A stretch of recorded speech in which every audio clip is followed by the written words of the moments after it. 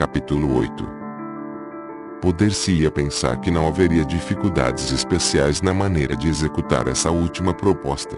É verdade que ela envolveria uma certa parte de renúncia, mas talvez se ganhasse mais do que se perdesse, e um grande perigo seria evitado. No entanto, todos se assustam com isso, como se isso fosse expor a civilização a um perigo ainda maior.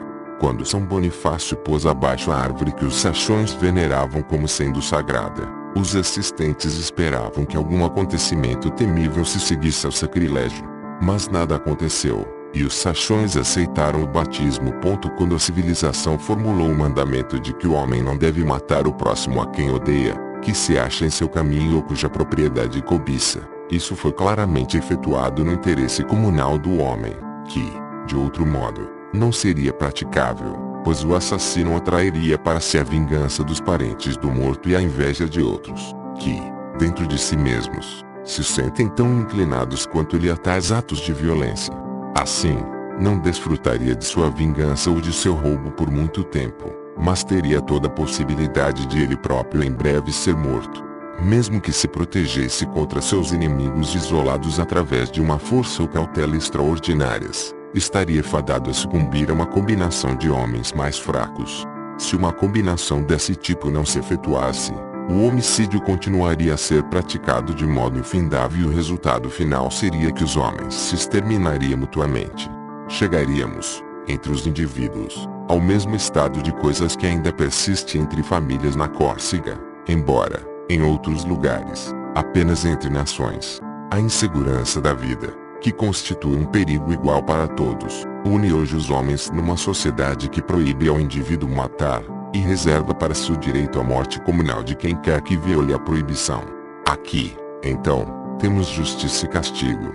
Mas não damos publicidade a essa explicação racional da proibição do homicídio. Asseveramos que a proibição foi emitida por Deus. Assim, assumimos a responsabilidade de adivinhar suas intenções e descobrimos que ele também não gosta que os homens se exterminem uns aos outros. Comportando-nos dessa maneira, revestimos a proibição cultural de uma solenidade muito especial, mas, ao mesmo tempo, nos arriscamos a tornar sua observância dependente da crença em Deus. Se voltarmos atrás, ou seja, se não mais atribuirmos a Deus o que é nossa própria vontade, e nos contentarmos em fornecer a razão social, então, é verdade, teremos renunciado à transfiguração da proibição cultural, mas também teremos evitado seu risco. Contudo, ganhamos algo mais. Através de certo tipo de difusão ou infecção, o caráter de santidade e inviolabilidade, de pertencer a outro mundo, poder-se-ia dizer, espalhou-se de certas poucas proibições de vulto para todas as outras regulamentações, leis e ordenações culturais. Nestas, entretanto, a auréola com frequência não parece cair bem. Não apenas se invalidam umas às outras por fornecerem decisões contrárias em épocas e lugares diferentes, como também, a parte isso, apresentam todos os sinais de inadequação humana. É fácil identificar nelas coisas que só podem ser produto de uma compreensão míope, de uma expressão de interesses egoisticamente restritos, ou de uma conclusão baseada em premissas insuficientes. A crítica que não podemos deixar de lhes dirigir também diminui a um grau muito pouco favorável nosso respeito por outras exigências culturais mais justificáveis. Visto ser tarefa difícil isolar aquilo que o próprio Deus exigiu, daquilo que pode ter sua origem remontada à autoridade de um parlamento todo-poderoso ou de um alto judiciário, constituiria vantagem indubitável que abandonássemos Deus inteiramente e admitíssemos com honestidade a origem puramente humana de todas as regulamentações e preceitos da civilização. Junto com sua pretensa santidade, esses mandamentos e leis perderiam também sua rigidez e imutabilidade. As pessoas compreenderiam que são elaborados, não tanto para dominá-las, mas, pelo contrário, para servir a seus interesses, e adotariam uma atitude mais amistosa para com eles e, em vez de visarem a sua abolição, visariam unicamente a sua melhoria. Isso constituiria um importante avanço no caminho que leva à reconciliação com o fardo da civilização.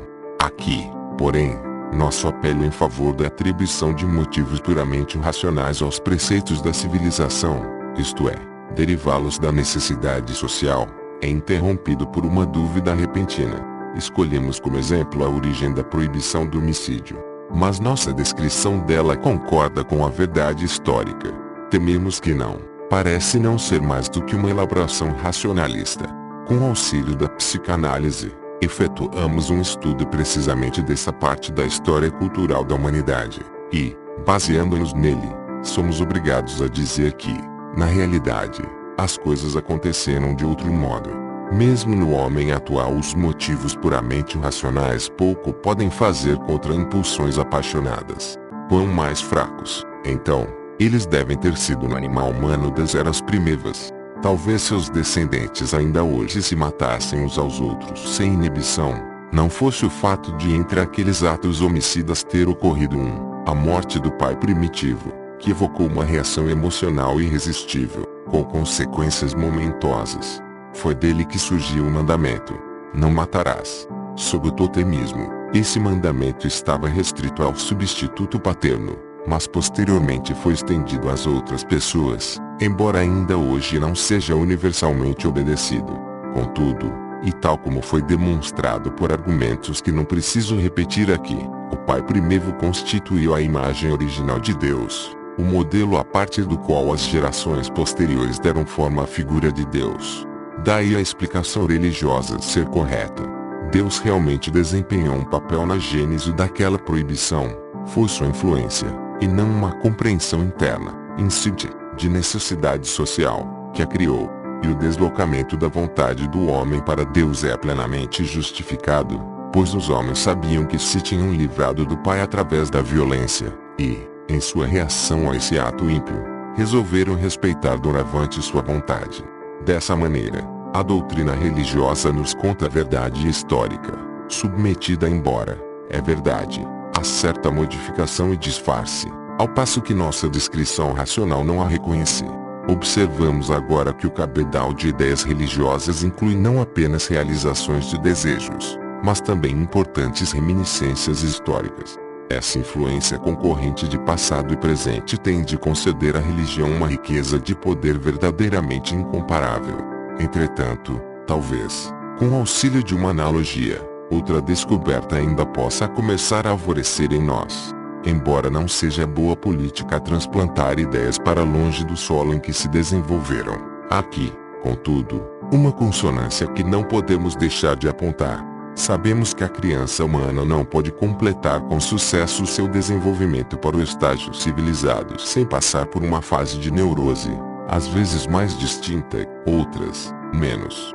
Isso se dá porque muitas exigências instintuais que posteriormente serão inaproveitáveis não podem ser reprimidas pelo funcionamento racional do intelecto da criança, mas têm de ser domadas através de atos de repressão, por trás dos quais, via de regra, se acha o motivo da ansiedade. A maioria dessas neuroses infantis é super espontaneamente no decurso do crescimento, sendo isso especialmente verdadeiro quanto às neuroses obsessivas da infância. O remanescente pode ser eliminado mais tarde ainda, através do tratamento psicanalítico. Exatamente do mesmo modo, pode-se supor, a humanidade como um todo, em seu desenvolvimento através das eras, tombou em estados análogos às neuroses, e isso pelos mesmos motivos, principalmente porque nas épocas de sua ignorância e debilidade intelectual, as renúncias instintuais indispensáveis à existência comunal do homem só haviam sido conseguidas pela humanidade através de forças puramente emocionais. Os precipitados desses processos semelhantes à repressão que se efetuou nos tempos pré-históricos, ainda permaneceram ligados à civilização por longos períodos. Assim, a religião seria a neurose obsessiva universal da humanidade, tal como a neurose obsessiva das crianças. Ela surgiu do complexo de Édipo, do relacionamento com o pai. A ser correta essa conceituação, o afastamento da religião está fadado a ocorrer com a fatal inevitabilidade de um processo de crescimento, e nos encontramos exatamente nessa junção, no meio dessa fase de desenvolvimento. Nosso comportamento, portanto, deveria modelar-se no de um professor sensato que não se opõe a um novo desenvolvimento iminente, mas que procura facilitar-lhe o caminho e mitigar a violência de sua irrupção. De certo, nossa analogia não esgota a natureza essencial da religião. Se, por um lado, a religião traz consigo restrições obsessivas, Exatamente como, no indivíduo, faz a neurose obsessiva. Por outro, ela abrange um sistema de ilusões plenas de desejo juntamente com o repúdio da realidade, tal como não encontramos, em forma isolada, em parte alguma senão na demência, num estado de confusão alucinatória beatífica. Mas tudo isso não passa de analogias, com a ajuda das quais nos esforçamos por compreender um fenômeno social. A patologia do indivíduo não nos provê de um correspondente plenamente válido. Já foram repetidamente indicados, por mim próprio e, particularmente, por Theodor Reik, os múltiplos pormenores em que a analogia entre religião e neurose obsessiva pode ser acompanhada, e quantas das peculiaridades e vicissitudes da formação da religião podem ser entendidas a essa luz. E harmoniza-se bem com isso o fato de os crentes devotos serem em alto grau salvaguardados do risco de certas enfermidades neuróticas. Sua aceitação da neurose universal poupa-lhes o trabalho de elaborar uma neurose pessoal. Nosso conhecimento do valor histórico de certas doutrinas religiosas aumenta nosso respeito por elas, mas não invalida nossa posição, segundo a qual devem deixar de ser apresentadas como os motivos para os preceitos da civilização. Pelo contrário, esses resíduos históricos nos auxiliaram a encarar os ensinamentos religiosos como relíquias neuróticas, por assim dizer, e agora podemos arguir que provavelmente chegou a hora, tal como acontece num tratamento analítico, de substituir os efeitos da repressão pelos resultados da operação racional do intelecto. Podemos prever, mas dificilmente lamentar, que tal processo de remodelamento não se deterá na renúncia à transfiguração solene dos preceitos culturais, mas que sua revisão geral resultará em que muitos deles sejam eliminados. Desse modo, nossa tarefa de reconciliar os homens com a civilização estará, até um grande ponto, realizada. Não precisamos deplorar a renúncia à verdade histórica quando apresentamos fundamentos racionais para os preceitos da civilização. As verdades contidas nas doutrinas religiosas são, afinal de contas, tão deformadas e sistematicamente disfarçadas, que a massa da humanidade não pode identificá-las como verdade. O caso é semelhante ao que acontece quando dizemos a uma criança que os recém-nascidos são trazidos pela cegonha. Aqui, também estamos contando a verdade sobre uma roupagem simbólica, pois sabemos o que essa ave significa. A criança, porém, não sabe. Escuta apenas a parte deformada do que dizemos e sente que foi enganada. Sabemos com que frequência sua desconfiança dos adultos e sua rebeldia têm realmente começo nessa impressão. Tornamo-nos convencidos de que é melhor evitar esses disfarces simbólicos da verdade no que contamos às crianças, e não afastar delas um conhecimento do verdadeiro estado de coisas, comensurado a seu nível intelectual.